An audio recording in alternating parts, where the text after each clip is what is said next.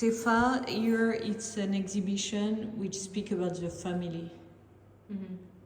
What does it do to speak about the family? It's a very special family, right? It is. For me, the inclusion of my family members, it answers the question that's often asked in a really beautiful way, because it shows that we're all connected through these shared ideas, not just through genes, but through shared interests that really transcend the genes or even the kind of empirical conditioning that could possibly influence us. It's really beyond that. And I think it really shows, it shows this shared metaphysical, conceptual connection as well as the genetic connection. So I like that. You are all fascinated from Marie-Raymond to you by space. Yeah. Which is strange, right?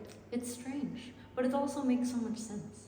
I think there are these currents in the universe, and everybody is following a current, you know? It just so happens that we all are sort of in the same ideological current, and I hope it just continues forever in the family, but it cannot be predicted, right?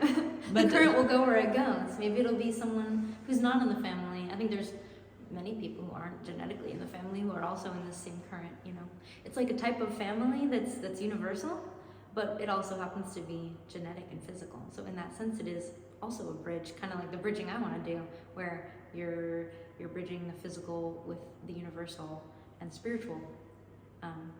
You can see it in the work that's happening, and in the transference through. But there's also space inside the family, so yeah. Family can be a burden too, right?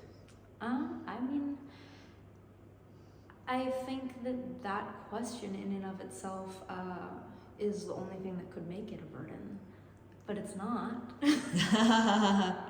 You found your own freedom? Yeah. Everyone is very much just doing their own. I think everybody is mostly focused on their own work and their own connection to the divine and to these ideas. And so I think we're there first. We first go up and then we go out, you know?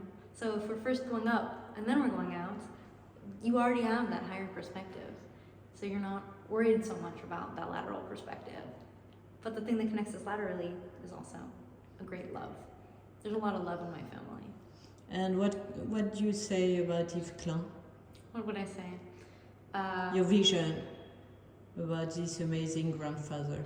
Well, I just saw the Monotone Symphony for the second time in New York, and it was extremely profound.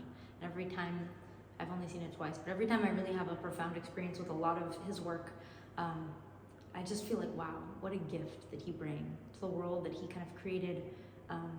He created work that feels so generous in the way that it allows everybody in.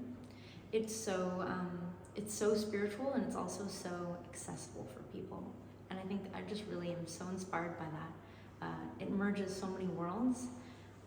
And just to create something which was essentially a 45-minute group meditation in a church, but it was a symphony. And it's like, you know, people are sort of intimidated by the idea of meditation. People are intimidated by the idea of religion. But to create a symphony, everyone can go to the symphony. And then suddenly we're having this like deep, profound experience all together. And it's just transformative. The energy in the room was incredible. And I was just grateful. I was just like, wow, I can't believe how lucky we are. It's amazing, and it's, yeah. Merci.